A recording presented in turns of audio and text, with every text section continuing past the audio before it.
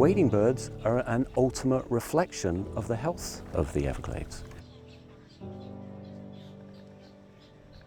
We've really seen that we can get these birds back again if we get the water right again.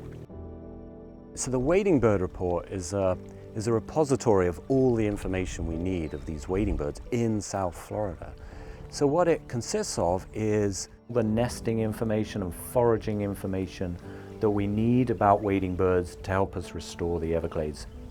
So that can include numbers of nests, where the birds are nesting, what time they start their nesting. All these are useful indicators that are reflective of a healthy Everglades ecosystem.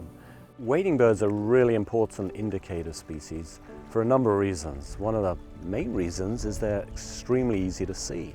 As we were flying around in the helicopter, you saw just how easy it was to spot these large white birds in the day from 400 foot up in a helicopter.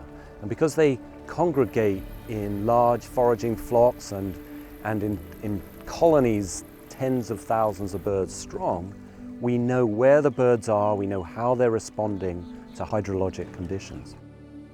And that provides us with a big picture of all the information we need for these wading birds on how to manage them, particularly in the Everglades. And so what we need to understand how to restore the Everglades is we need to understand how the wading birds respond. But we need to know how these wading birds are responding over the long term. We need to understand how they're responding to every different year, because hydrologic conditions change every year.